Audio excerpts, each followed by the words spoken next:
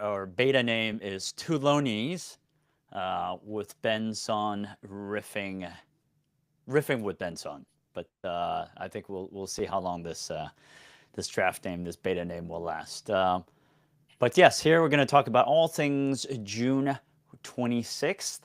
We obviously had a show last week as well, June 19th, and that was actually very well received, which is absolutely fantastic. We're kind of thinking about how to, maybe shifting to more kind of more urgent news, but I do think taking a pause every week and just kind of letting all the stuff and shit kind of weigh through and then taking a more nuanced take is good. What do you think, Ben? Yeah, I mean, we talked about this off script, but the whole point of being called the supreme leader and not doing a supreme thing is maybe it was much to be expected, I guess. You know, we kind of talked about how he got the little guys out there doing car bombing, so you expected the supreme leader to go out there and start nuking things, but you don't got the cards, in the words of Trump. So yeah, I think we saw last week.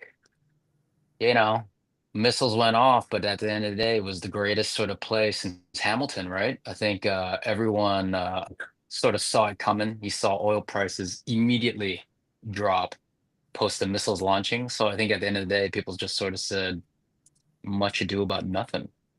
So let's actually So let me bring the screen up of actually what was on last week. We were getting on this, I believe. So here we go, June 22. What are we on? 26, 25, 24, feels like an 23, eternity. Sunday. Um, so that was so first I think there was the missiles fired on from Israel over to Iran, and then I guess and then right, Donald J. Trump in the United States retaliated on Saturday night, wasn't it? On Yep. three nuclear sites, and that's right. So this is the supreme leader reference that Ben had made, which is basically if the U.S. Okay, what other play does the supreme leader Khomeini have other than retaliating and proving that he's got the stones right um, to retaliate? But I guess he didn't do that. He didn't retaliate, or did he? I mean, he did, right? But it's just more like it was planned, right? Everything was planned. So, the bases were empty. The uranium was moved. I mean, like it was the greatest showman, right? So yeah, Is that what you're hearing as well? Like everything was planned? oh, for sure, for sure. I Did you mean, hear it I like think, did you hear the missiles basically all it did was just close the doors. Like I mean, they weren't big mop like bomb busters or bunker busters, right? It was like well, Tomahawk let's put it missiles. this way. I think like, there's a lot of satellite imagery, right? But I think like if you focus the satellite imagery in the right places, I bet you would have seen like people with like poster boards saying like, okay, Iran, right here, right over here. X marks the spot. Exactly. X marks the spot. That's literally what was going on, right? Because Not there, here. yeah. Oh, here. Exactly. So I think like there's a lot of talk about how all these oil traders, right? They're using satellite images and that's how they knew, right? Apparently all these oil traders knew that like there was no way that this was a real attack because they all everything that they saw showed like bases with no people, no planes, no nothing, right? All So right, but in let's that rewind sense, that a yeah, little bit. literally. Okay, let's rewind that a little bit. So the first attack was so Iran and Israel were both real attacks, I think, right? I think so, Then yeah. yeah, so then came the Trump and the B-52s. U.S. right. So that attack that was coordinated Yep. because you're right. The satellite images they weren't bomb busters. A military analyst was basically saying they would claim that it was like 12-hour flight, but it's actually an 18-hour flight. So I And don't know. then I remember 30-hour flight, put it that oh, was way. it 30? Okay. So Well, something was off. supposedly, yeah, something crazy. So he communicated with Iran and said, "Look, Iran, we got let's just kind of play this out." So he communicated with Iran and said, "Look, we're gonna come. We're gonna bomb this. It's not gonna happen. It's gonna happen Well, T minus, oh, 10 well, I hours. don't know if Move your they shit." communicated with Iran, put it that way. I don't know Oh if they yeah, communicated with Iran. I think right. the Iran piece was more that could have been for real, right? As in like that's probably why Iran needed the off ramp because they were scared. Because like the US actually did something, blew up, 3 facilities. Whether or not they're actually gone, who knows? But Mm. I think like the fact that the US got involved, I think for Iran was actually a bit scary, right? Because I mean, there's also word that like, they were running out of missiles. They don't have enough missiles to keep going. So the fact that Trump came in, did what he did, put sort of Iran against the wall, right? And then But wait, Iran wait, sitting there but going like, but letting them know what? beforehand that he was gonna come. Well, they let him know like, I don't know, like an hour before, 30 minutes before, right? It wasn't like they let them hit him know like, I don't know, whatever, a day before or anything like that, right? So it wasn't very well telegraphed versus I think like when you Well, they see had to, the but they moved all Iran the retaliation. uranium. Supposedly they moved Well, I all don't the know. uranium out. Maybe they did that beforehand. Maybe they It always could knew the be. US might get Yeah. involved. So they might have just moved it already. And then I think, but I mean, it's very different than like what happened with Iran then sort of retaliating, right? They gave like the world like 3 hours notice before they You're talking actually about did this it. time around or the last time around with the drones? No, this time around, this last one, Okay. Right. So let's play the that well out. telegraphed one. So, all right. So Trump bombed Iran. All right. Good. We obliterated them, but there was nothing much to do about nothing. Then Iran said we have to respond. And so they also sent stuff over to Qatar, to the US military bases in Qatar. But I think, there were like 12 missiles and 11 were intercepted, and then one was off I mean, they kilter went everywhere, in right? Cape. I think they went to Qatar, to Syria, Iraq. They went to like multiple bases.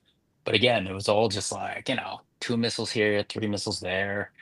Like, it's like not very serious, right? I mean, it could be the fact that they don't have enough missiles.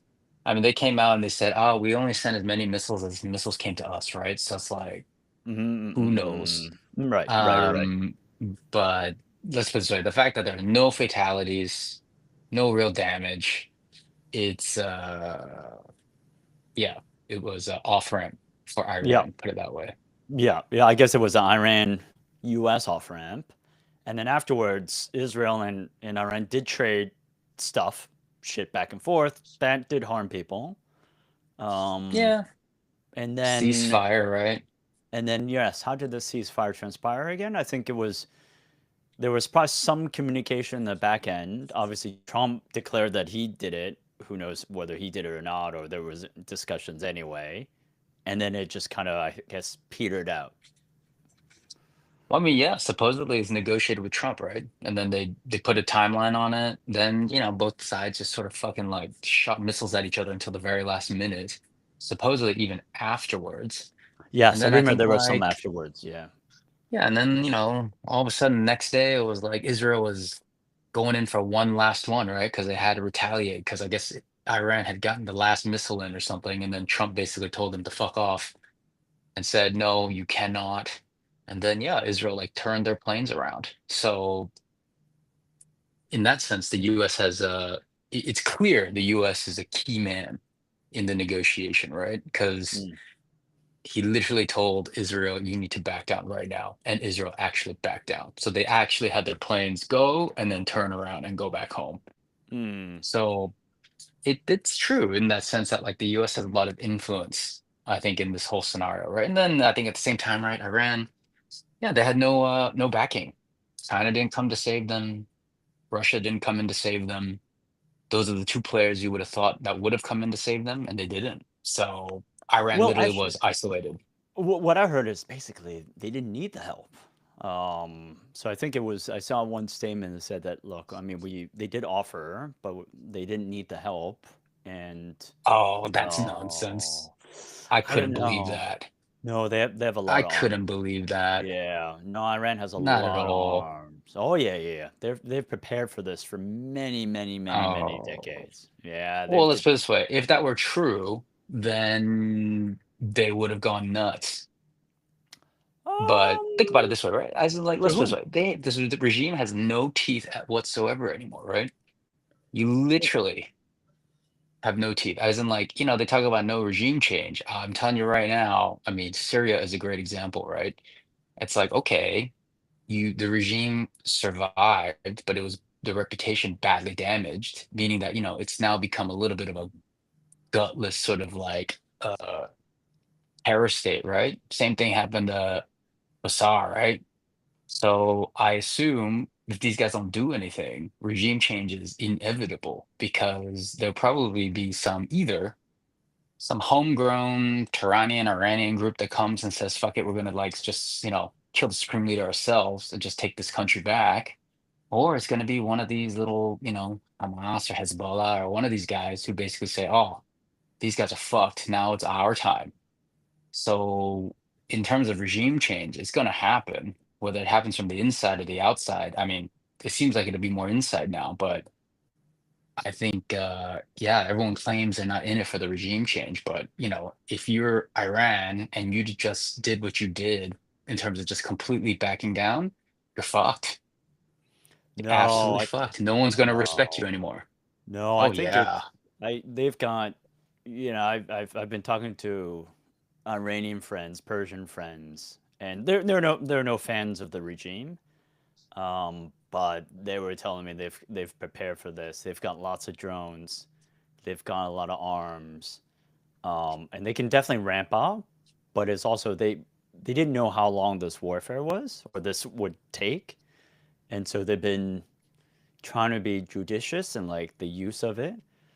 Um, in terms of the regime change, I think that's the thing. I think that's the tricky part, right? Like no external regime. I was not when we talk openly about regime change, like it's pretty clear in international law that like that's not allowed. Um, I think the CIA even has kind of they would not openly say they will do regime change. Um, so when people started talking about regime change, I was like, okay, this. We're clearly in a different time now, where things can be so blatant, um, and also just yeah, so blatantly open, but also just tossing. I know despite it being kind of the U.S. kind of throwing these bomb busters, despite not really being serious, you still can't throw arms over to a sovereign nation because once you start doing that, I mean, there's you could do it to anybody, really, technically. That for Yeah. me was the those kind of 2 or 3 points that I thought was not not right, didn't sit right with me. Well, my point is not that whether or not you agree or disagree with somebody else coming and doing a regime change with somebody else. I think my point is, despite that, whether or not that was the intention or not the intention, I think the fact that Iran has completely backed away and just caved tells you that regime change is inevitable. As in, like, it's not like they backed away from a position of strength. They backed away from a position of absolute weakness. Like, setting aside what your Persian or Iranian friends say about, oh, they're being judicious with their drones and because they don't know how long it's going to last, but it's like, well, I mean, yeah, okay. I guess the loser can say that, right? But unless they're going to like do something out of the blue. So the only thing that can happen now for Iran is if they just completely just take the world by storm, right? Which is like they breach ceasefire, don't give anyone any sort of heads up about it, and just start bombing the crap out of like U.S. bases and Jerusalem and Tel Aviv and Haifa and all these places, right? That is the only chance of uh let's say regime survival from the Mm, perspective of keeping the people in check. no, Now, I obviously, if they disagree. did that, they might get No, nuked themselves and just be gone, right? So that's a no, it's a neither here nor there argument, but yeah, no, I disagree. I think it's like obviously in this case, right? Like it was they had to do something to like to show to their local populace that that they had power, enough power. And I would imagine that they kind of know um, that they know that they what they need to do in order to show power, right? So they can't like capitulate fully because then it looks like they have no power. So um, surely they must have done enough so that there's no internal, let's not talk about the external regime change, but surely they must have done enough so that it satisfies the local populace, right? So they don't feel like, oh, we have a shot against the Oh, Ayatollah. That's definitely not. oh, Definitely. As 100%. in, look this way. No way. Self-preservation. Think about it this way. Soleimani got fucked up, and then they did this whole like charades bombing, right? So fool me I don't once. know. I Now don't the know. second time they do the same thing again. Oh, dude, these guys, Iran is completely viewed as toothless. I They think literally if did it, nothing. I They did think not. that's an They external didn't shut view. down the strait. They didn't shut I down the strait. I They think that's an didn't. external view They didn't because if take anybody by storm. They literally just backed down completely. Completely capitulated. but that's you're not a Persian living in Iran because if you did, if you think they if you're a Persian living in Iran thinking that your government capitulated, you would rise up. You would think this is the time to do it. Oh, I'm telling you right now, that's going to happen. I mean, I don't know what's going to happen today, but Ah, look at Syria. Syria's a great example. Years later, I years think later, that's a bit far. Bashar So Assad gone, I think gone. that's a bit far. So if you could say like, all right, if it happens within next week, I think you have a point. I think if it like I'm not happens saying it's like, happening within next week. I'm saying it's going to happen within a few years. then that's a very different thing. Then it's like it could be Why that, is it could not at be all, yeah, it could be not at this, all. Let's put it this way. it could It's a pattern of complete capitulation, meaning that but like but you don't know what first will happen. time. You don't know what will happen in the next 2 years. Well, So it well, could be well, something that's what I'm different as well. saying. So unless Iran decides to go completely off script, I think that they're done. Supreme Uh, Ayatollah guy is, well, first off, he might die himself, so that itself yeah, could trigger some exactly. sort of regime Exactly. change. Oh Exactly. no, but you have to believe that it's all related. Nah. There's If just he no way look, that it's not all so related. so if he dies, then that will be the event, right? If for example, external regime change never happened, but it happened in 19 was it 78 or 58, right? So when the Uh, Shah of I Iran don't came think it's around, the I don't yes. I don't think it's an external regime change. I think this is an internal regime change. Well, what I'm saying is that I think your point of if it happens in the future, it could be an internal one, it could be an external one. There's still other reasons that could play out, Well, let's such put it this that way. What happened to Syria? What happened to Syria? Years it's apart, and it's finally yeah, happened. but you also can't say. So what's your It takes okay, this time. Syria. Oh, of course it does. But It takes what time is for your an internal specific movement. what is your specific thing? Why do you think Syria capitulated? Uh, Not capitulated. I'm saying the fear was taken out, right? As in, like, they fucked up with Obama. They did the red line thing. They did the chemicals. And people got fucking fed up, right? Nothing happened, and then it took some time.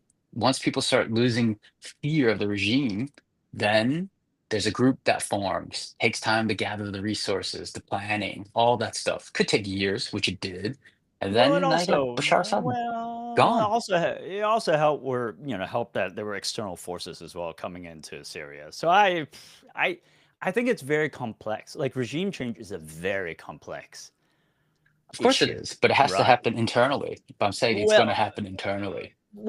it's yeah, there's it's not just one factor, right? I think if yeah, there's not just one factor you can say, well, this is the reason why, or this is the single sole kind of factor, right, to I coming mean, into something change. you need a spark, right? I'm telling you, this is the spark. I don't know if this Um, is the whatever you want to call. I mean, I don't know what kind of depth you're trying to get out of this, but all I'm saying is this is the spark. I don't know about if this is the spark. All right. Oh, Moving on to there. Should we talk about comments? I think from we actually have guests last time looking into. I think it was Chris. You don't happen to know Chris, do you? nope. I don't know my We guests. had I like to keep distance. okay. We have no, he knows you. Let's see. Let me try to find what the comments were. Here we go. You are live on YouTube. Oh, where was his comments? They were quite good. I thought I sent it to you. Got fake comments. Hold on one Fucking second. bots. Let me go Hate figure these out. bots. Speaking of bots, actually, who was on this X group? Oh man, I don't even know what that was, to be fair with you. I was like, Oh, I see. what is Okay. this? I think my daughter was playing with my phone and ended up like creating a chat group. And I was like, what? Okay, here we go. This is let me download this, save image as, and we'll bring it up again. See, I'm learning to play with this screen, window. Hey.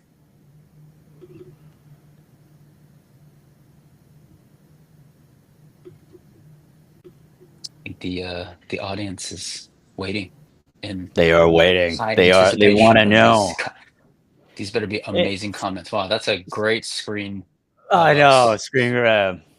From last time, it was Chris Man, it Fisher. looks like you are having an orgasm, as am I, From what you were saying, Chris at Fisher, like 6,700. 4:44. Interesting discussion, guys. Intrigued by the discussion about paying a premium for illicit shell holding Bitcoin. Intuitively, I would pay more for a coin in my wallet. And then he went on to saying, I would pay more for a coin in my wallet than to pay a holding company that has, minus fees and everything else, right? So, yeah, do you want to kind of address Chris's comments as well? Whether there is, I think, advantages of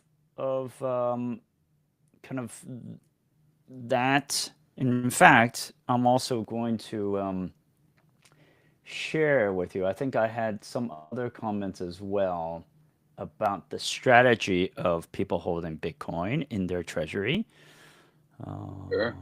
which I mean, was just to address that here. comment, I mean, look, it's two ways, right? It's like it's the same argument always within crypto, which is like the same argument is it's two things. So one is just from the perspective of pure management is, and this was the argument with like stable coins back in the day before they all blew up, right? Like Luna and all this, right? Which was like, we can pay you a higher interest rate than a bank can because we don't have all the infrastructure costs that a bank has. And Hmm. so all that cost that a bank would have paid, like the important stuff like KYC and AML and, custody and all this kind of stuff. Like the people who pay the interest don't deal with any of that. So this Hmm. cost we're going to pay to you as a yield, right? And obviously, we have seen a spectacular failure in sort of that whole construct of like, you know, not your keys, not your wallet, blah, blah, blah, right? So we save you on infrastructure costs and therefore we pay a higher yield. So there's that. I think the other piece, which is around, something like a strategy, micro strategy, right? Hmm. I mean, look, it's a question of like, I would say like, do you invest in a hedge fund or Hmm. do you put the money in yourself, right? So I think it And comes down to like, yeah, can you make better yield? and just to Um, pause you and it, there, I just shared this screenshot about basically trading the equity for BTC in the treasury, and then Mhm. yeah, you can go on just to add that to points for discussion. Oh, this is the strategy at least for some of the Hong Kong companies. No, I mean, it's just more like, yeah, okay, so let's put this right. I can hold a Bitcoin Mm, or I can invest in a company that buys and presumably sells Bitcoin or something, mm, right? Or actively manages Bitcoin, right? mm, So yes, you could argue that you can DCA it, right? Yeah, as mm, a retail investor, right? You can buy Bitcoin, and then when the price goes down, you can buy more Bitcoin, and then when the price goes up, you can sell Bitcoin. Or you can leave it to a professional who is buying and selling on a daily basis, right? So I think that that's kind of the argument, right? So it's like, okay, do you have the time, bandwidth, Mm, mental capacity, intellectual capacity, to actively manage it yourself, or mm, do you outsource it to like a manager to sort of do it for you, right? And generate a return that you would not be able to generate yourself, right? So mm, yes, you could argue this between holding Bitcoin yourself and buying into something like a MicroStrategy. For sure. I think MicroStrategy could make this argument. Um, but I but then think how about all those that's not copycats? their Right? pitch. Oh, okay. Well, But that's how the thing, about right? all the This is other not their pitch. copycats? Yeah. That's what I'm saying. The copycats, this is not their pitch either, right? Their Right. pitch is just Right. like, we are gonna buy uh, an asset that is going Mm, to outgrow anything else in the market. And mm, it's proven, right? Like, for example, like Bitcoin has been like the greatest return over the last like whatever amount of years, right? sure. So yes, I think there's an argument again where someone says, I'm going to buy Bitcoin for you and we're going to generate a return beyond anything you would have been able to do by yourself. And that's why, we're going to charge you fees, blah, blah, blah, blah. But the problem with that is, again, I think if you said I'm a Bitcoin fund and I'm Mm, doing this, I think that's very different than buying into a company that says I'm going to buy mm, crypto as part of my treasury, because that is not their version of generating yield. For you is more the virtue of just owning the asset, mm, not actively mm, managing the asset. So I think that's the difference. So if I'm a hedge fund and I'm actively managing Bitcoin exposure mm, and, buying and selling all kinds of options and doing all kinds of different sort of, active management strategies, and mm, therefore I can generate a yield beyond what Bitcoin itself could generate, and I mm, take fees for that, mm. great. Versus something like a MicroStrategy, which all they do is buy Bitcoin Right. and And sell hold. convertible bonds or Oh, debt, and yes. all they That's do right. is There's the hold. leverage. And Right. then, yeah, and they say, and they trade at, 1.5 to, let's say, 1.75, the premium of the underlying asset. The question is like, why? It's not like they pay Mm, you a dividend, right? mm, So it's kind of like, who knows? I mean, look, I think if you boiled it down to like pure corporate finance and, asset management, I'm sure there's an argument that you can make, right? Because at the end of the day, like buying the shares is super liquid. You can enter and exit mm, anytime you want, right? mm. So there's probably some element of liquidity premium, Right. that's sort Right. of built into maybe the price, right? So like if Right. you were to like dot plot it, so let's say Bitcoin is the base, then you could say Mm, maybe a hedge fund is in the middle, and maybe you could say mm, MicroStrategy is at the top. mm, But then so you would say that, risk to liquidity sort of XY axis, right? mm, So there's an mm. argument, but It's just like every derivative, every derivative, like let's just say, right, every derivative that it's like of MicroStrategy or strategy, I feel that that argument becomes less and less tenuous, right? Just because it's like, oh, it's the same strategy, but oh, we're the first Hong Kong company to do it. Oh, we're a female founder that is holding Bitcoin, or we're a healthcare company that's actually holding Bitcoin. For me, I don't know. I don't as if I'm putting on the hat of a retail investor, I don't quite understand how that could be compelling. If I'm a crypto investor that wants to have crypto exposure, BTC exposure on the capital markets, maybe okay, fine. But I guess if I'm a retail investor, why not go to strategy? If that's the first port of call, right? Every derivative is pretty much the same thing. Is that fairly accurate? I mean, yes and no, right? I think, I think we talked about it last time, but I suspect that if you are looking at this as an asset class in and of itself, which is Mm, companies that own crypto as treasury, I mm, think you would then say, okay, well, MicroStrategy, I guess, is my benchmark index. And right. use that trades at, let's say, 1.6 times, right? The asset value, underlying asset value, right? Or treasury value. Then you look at all these other guys. And the question is, okay, what premium or discount do they trade at, right? And I think you could make an argument. So, for example, let's use Prenetics as an example, right? I think they're Mm, buying like, I don't know, 100 million, 50 million, I forget what it yeah, was. something like that. Some amount of millions, right? Of Right. Bitcoin, right? And let's just say, right? They trade at 1.2 times the asset Mm, value. MicroStrategy 1.6 times the asset value. So you could sit there and you could be like, well, maybe buying Prenetics is better than buying mm, MicroStrategy, mm, because you mm, could argue that, I mean, it's the same Bitcoin, and if the price goes up and the gap between the asset value and the market cap is only mm, 1.2, mm, then you could say, well, maybe, yeah, that little premium between MicroStrategy and Prenetics could close, right, as the price of Bitcoin goes up. And mm. therefore, you could say I could get more of a return off of Prenetics versus a MicroStrategy. So essentially, Arguably, right? they're Arguably. they're basically trading. So forget about the fact that they do healthcare. Essentially, that's all. That's just narrative. Forget the fact they're female led or healthcare, whatever. They're purely now a Bitcoin holding company for all intents and purposes. And then basically, you're for retail investor, you basically want Bitcoin exposure, and you're just trading those companies' stock to calibrate, I guess, to take advantage of movements in Bitcoin price and your I mean, Bitcoin I think that's exposure. one way to look at it. If I'm a mom It's and one way pop. to look at it. Yeah, it's one way to look at it. I mean, other people could argue it a different way, which is like, again, we'll use Prenetics, not to pick on them or anything, but again, I haven't looked at the business in a long time, but maybe I've there heard is a it strong was fundamental business there. I have no no, idea, there right? isn't. But maybe, That's what I heard. so that's the thing, right? So I mean, I think there's an element of like the companies that are going down this route Mm, typically have, I'd say, a weak original business. And mm, therefore, they're looking for ways, right, to strengthen their share price. So I think if all companies are basically that, then I think the retail mom and pop should sort of look at it from that perspective. But then, I would say, oddly enough, the fundamental analysis still matters because more from the balance sheet, right?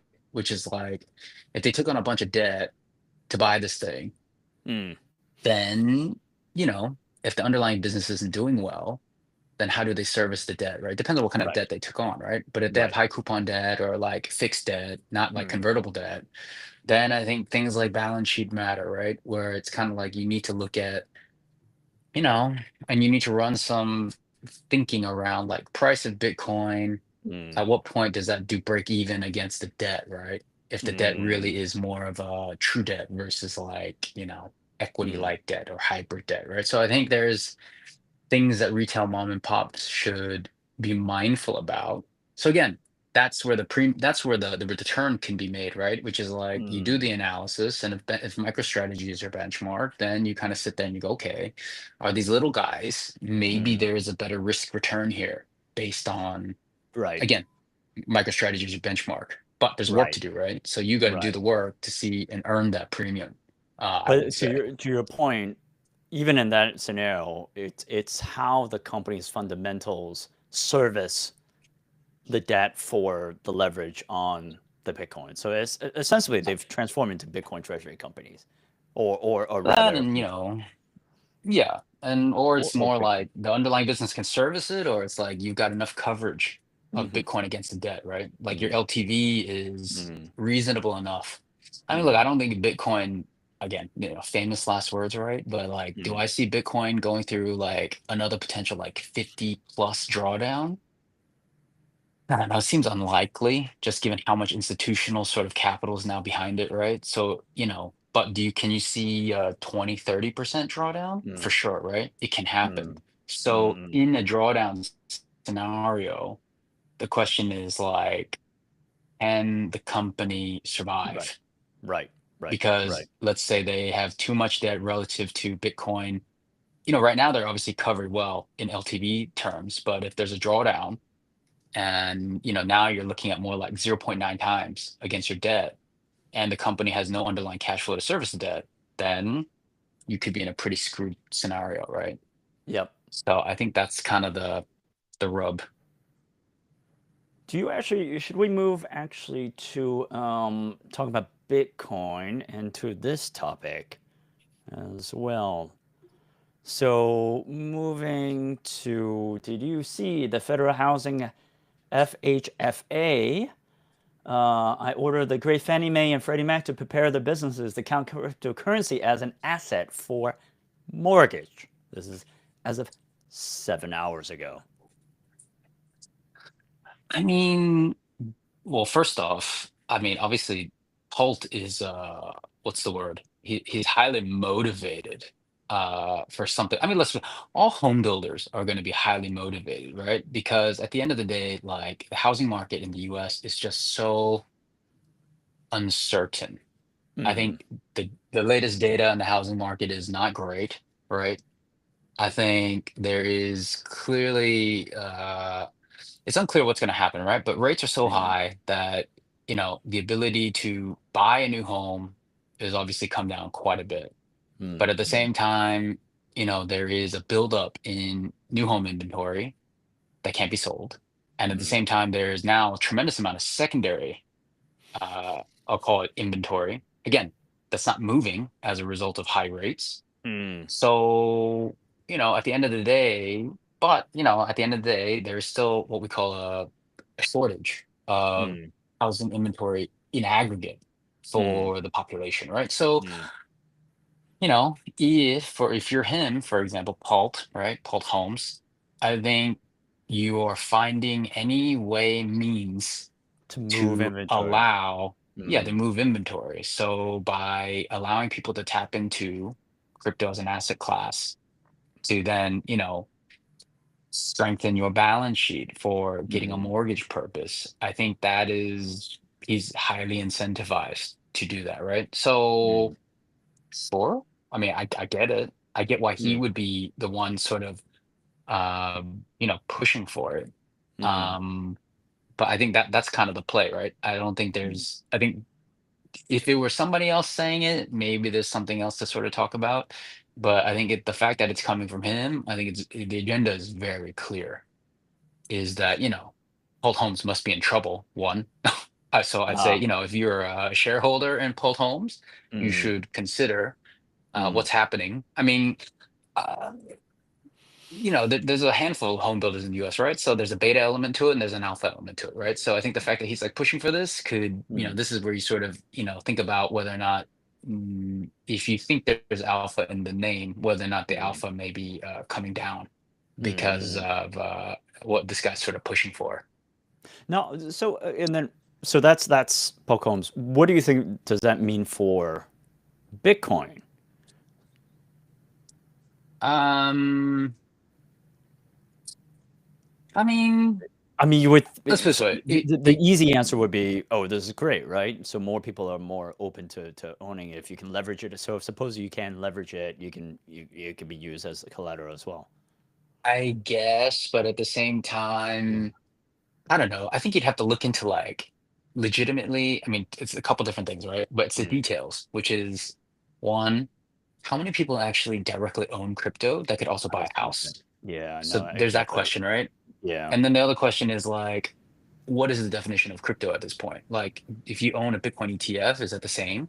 Mm. Mm. Or does it actually have to be, because Bitcoin ETF is just shares, right? So it's like Right. you would then look, it would already count more or less, right? As part of your sort of liquid assets. Right. Um, Right. Right. Right. so in some sense, the question is more like, what is the Yeah. The detail of vol. Yeah, the that's true. proposal? Because Um, let's is just is kind of let's go down that rabbit hole a little bit, right? So mom and pop have heard about Bitcoin exposure from their kids. So they're like, well, I can't do Bitcoin directly, so I'm gonna buy micro, right? I'm gonna buy strategy. So there's my exposure. So I don't. This doesn't help me one iota because it's already liquid. Then it's the kids who own the Bitcoin, but what proportion of that actually want to own homes, right? Or sorry, there's what proportion that want to own homes and what proportion actually have enough to use as collateral to buy homes as well. That sounds Mhm. very small, doesn't it? I mean, I wouldn't think it's very large, put it that Right, way. right.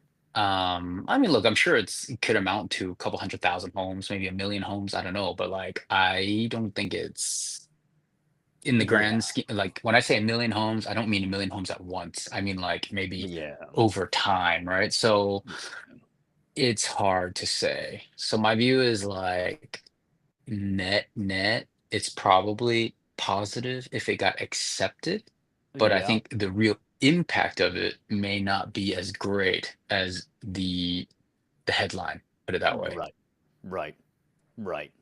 Now, Like all things, right?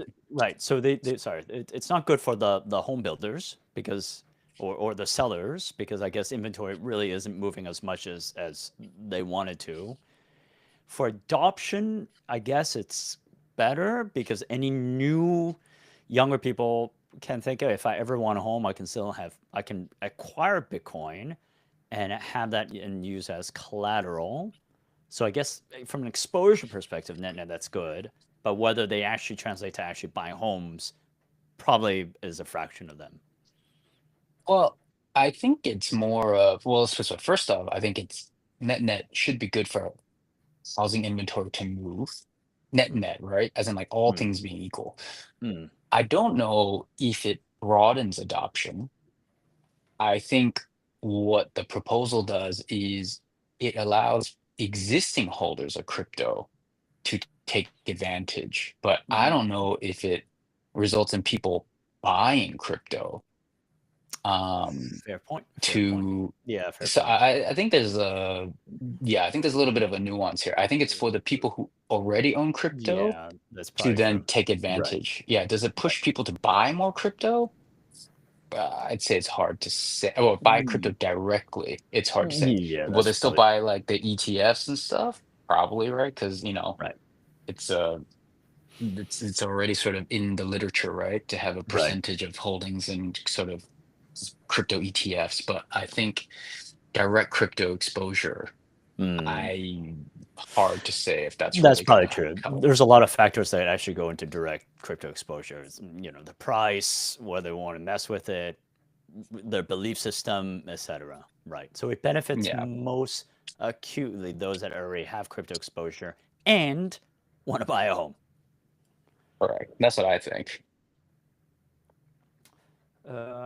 Let's see, I'm trying to think. Do we have anything else that we have? Uh, I think, um, I guess the only other thing that I have is now that we are in the ceasefire, do you think the ceasefire will last? Do you think any movement will happen? Well, this goes back to what we were first talking about, which is like, you know, again, so I take the position, which I think you disagree with, is that I think that by not doing something quote unquote crazy, you open yourself up to regime change internally. And so, in that sense, I'd say ceasefire, the likelihood of there being a breach feels high. Now, that being said, I don't think it's Mm, purely one-sided. I think it's also Israel, which is, the whole reason they claim, right? They even started this whole thing was because there was this fear that Iran was very close to getting a nuclear bomb made, hmm right? hmm hmm So, there's a lot of commentary coming out, right, around, leaked classified information that Right, these right, right. nuclear facilities were not Really actually had damage. damaged. The enriched uranium, Right. who knows where it went? How far does this set Iran back? So I think, like, from the Israel perspective, assuming what they said is true, and look, by the way, it's not that I don't think it's true, but was that really the real reason for them to actually go all out? hmm So if there is a Mm. risk that this nuclear thing isn't put to bed in the way that they want, yeah, it's Then, very right, possible that they right. sort of come back too. So I think it's very tenuous, right? And I think the media is doing their best, I think, to keep people on edge at the moment. Um, Is my best case Mm, in my view at least.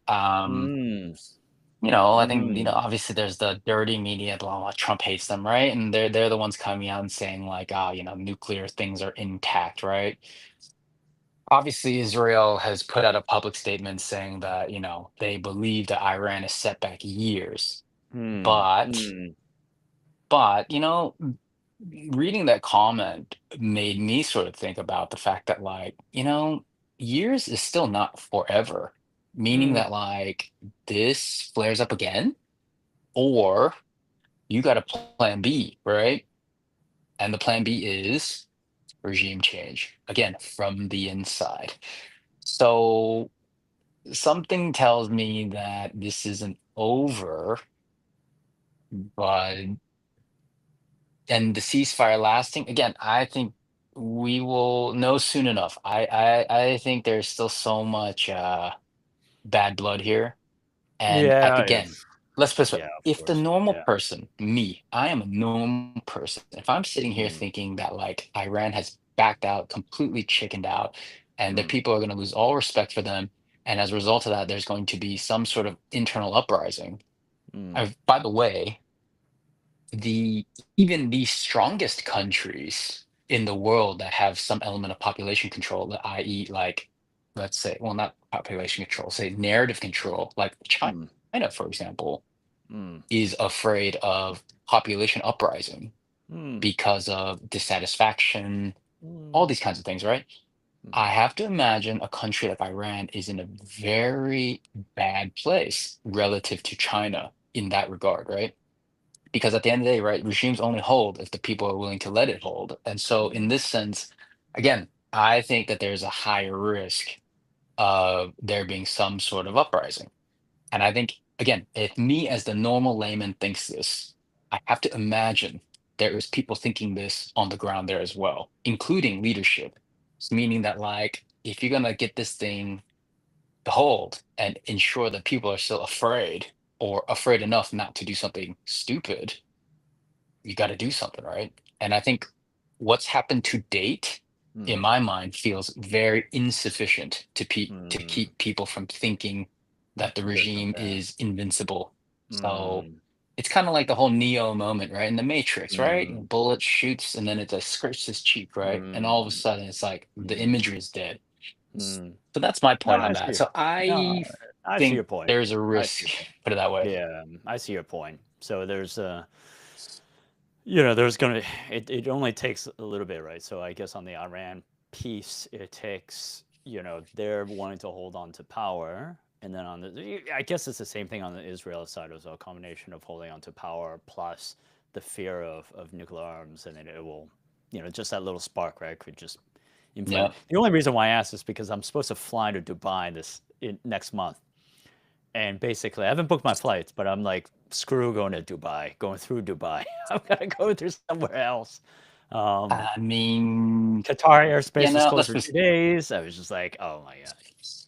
and I mean, let's be sorry. I mean, I've seen some, I don't know, like these Facebook group like message Okay. boards, right? Where like Okay. somebody will say something what you just said, right? Oh, I'm flying through, like, I'm flying to Dubai or I'm flying through the Middle East. Like, do you think I'm gonna be safe? Do you think my plane's gonna get shot down? And literally, I think the amount of hate commentary that comes out from people Really? who like, live in Dubai or whatever, they're just like, do you fucking like, are you an idiot? That's basically the words that come out, like, are you an idiot, right? Oh wow. Jeez. But Okay. so, but that being said, and at the risk of sounding like an idiot in the eyes of these people, dude, I would stay far away. I I mean, I s- by the way, I the it's odd you better I be, yeah. yeah, Well, I'm not first of all, worried let me about say, actually being shot at this guy. I'm just more worried about like being delayed and like not making oh, my stuff right. it's So it's all gonna. I mean, all that's I gonna might as happen. well fly But you somewhere should also else. fear being shot out of the air. Put it that way. That I actually don't. I supposedly last year I was there. I think it was the same thing. So I flew from Dubai. So I go to Armenia every year, right, for the Startup Seaside Summit, and we have a Hmm. event, the AI Leadership Dojo. Here's a plug for it. Um, in next month. And so last year there was also the same thing. And so I think I flew to Dubai or Qatar first, and then from Qatar moved flew to Armenia.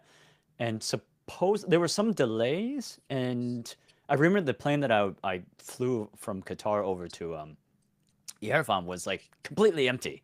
But anyway, there was a bunch of people looking outside the window, and supposedly there was some firing as well, and we avoided it or whatever. That I'm not too concerned about. I guess it's more the delay or like shutting off space, and then you kind of have to like repivot, go find some other plane. Just because I went through that in COVID, right? And I was just like, I don't. It's just a hassle to rebook everything and stuff. I don't like. What are the percentages of people getting shut down? Civilian aircraft being shut down? Extremely low if I you think mean, about it's it. very low. Of Was course it it is, like but I mean, two, like, two or it's three not. the last I mean, three it's not without years? precedent, though, right? What You was so? What remember were the? when Russia shot down that Malaysian Airlines plane? Yes, so that's Malaysia. Yes, That was right, Russia. I think that was during Russia-Ukraine, right? So I I mean, think so. That's one.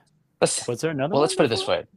The way that I would think about it is you're definitely going to get one civilian plane that gets crushed as a Every result year. of some ongoing conflict. No, not every year, just like a conflict. During a conflict, you're going to get one.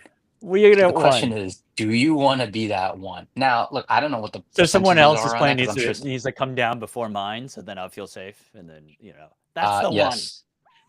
Well, Oh I my mean, let's put it this way, goodness. right? Like, it's kind of like when. Well, by the way, this is going to sound horrible, but Yeah, the I greatest heard time to like you're travel. turning on like wishing death No, on somebody else. I'm just saying the greatest time to travel anywhere is when there has been a tragedy in that location 100%, because the 100%, level security is high, the cost is low. I mean, that is the best time to go. Meaning, 100%, so for 100%. example, in your case, let's say God forbid, not your plane got shot down, but some other plane got shot down. You're gonna have like the greatest experience because you're gonna be like on a plane that's gonna be highly secure. You're gonna be so feel so secure in the air, right? You're like, there's no way I'm gonna get shot down. And then when you land, right, everyone's gonna be very heightened security. No one's gonna want to like kill a guy from China, right? It's just like not gonna happen. They're not gonna give you a hard time. You're just gonna fucking like smooth through immigration. And then like, you'll everything's gonna be so much cheaper there, right? Like it's just gonna be the greatest time to fly. So I'm saying for you, just wait for that first one to go, Just and hope that then you're somebody. gonna Oh be my good. god, that's so bad. So I have some experience. So it's that one. During COVID, I did fly. So I got quarantined in Hong Kong once, right, for 3 weeks. So that was completely dead. I remember going through like Paris. Yeah, Paris. It was completely dead. Like everything was dead. And then in Europe, there Mm. was a volcano like 10 years ago, right? And right after that, Oh, the Iceland um, one. yeah, the Iceland one, right? So we flew right after that Yeah. as well. And you're right. So it's like completely dead. It's safe and whatever, but it is quite eerie, right? It's like So pros are cheap flights, nobody's there, pleasant experience, but yes, you still feel nonetheless like it's a bit risky. So logically, it's not risky, but you're like, where's everybody? Um, and so yeah, like again, I don't wish ill on anybody. I don't think that's proper, but you're right. That is probably the best time to do it. Don't get on a Boeing airline for now, right? They got some problems these days. They got to figure it out. I think you got to give it a good like Oh couple of yeah, that months for was them to like figure out exactly was what that the the issue India one? was. Was that the India one? That was the Yeah. Yeah, going to the UK. Fucking Yeah, that's horrible. right. One What survivor. what yeah, I know. C11A or whatever.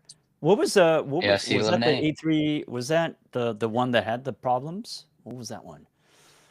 No, no, no. This is The like Neo. the brand new one, the Dreamliner or whatever. Oh, really? Dreamliner got fucked. Right, right, right, right. So, Right. they're still doing all their work, right? So you gotta really understand like what was like, is it a systemic issue or was it a one-off issue? We don't know. So I'd say avoid that, plane. And then obviously if you're gonna fly over to the Middle East, take an Asian airline, like China. Take China It's Airline. yeah, I know. Don't take It's yeah, it's the safest. It really is. No dog in the fight. yeah, No dog in the fight. exactly. don't take Emirates. Don't take whatever Middle Eastern airline. Don't take a British airline, a Don't U.S. take airline. American one. No, Ju- yeah, just take bad move. fucking China airline, I'm or not even so China my airline because that's the Taiwanese. route You need to the East China time, whatever. no, I'm doing so the route I mapped out, it kind of works. Is here to Shanghai, Shanghai to Turkey, Istanbul, Istanbul. Then it's like a 45-minute. It's one of those up and down type of thing. So I'm going Mm, across rather than going through Dubai and right. So. yeah, you should be all right, I Oh think. my god. But Okay. yeah, I Anyway, would. avoid. There's a lot of risks these days. A lot of risks of flying into that area. I would just not do Hey, it. wait, again, we just talked. There isn't risk if you think about it, right? If you compute the risk, compute the probability, there really isn't much risk. It's all in the head.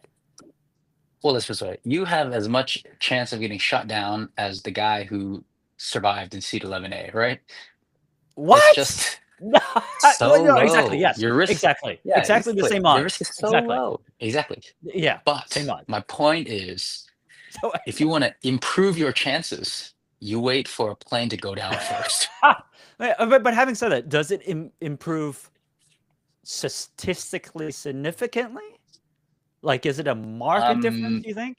There's probably less planes flying at the same time as well. Oh, you're saying there's probably less I planes in the this air.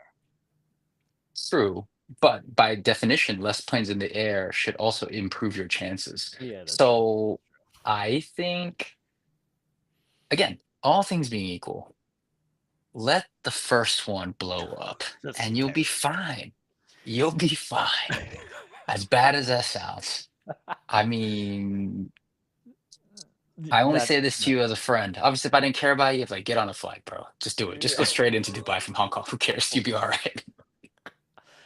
All right. On that note, I think we can probably wrap it up. But word of to all our listeners, we hope you will avoid the Middle East, and when you do, and please avoid it. Please don't be that one plane, just so that I could profit and feel slightly safer.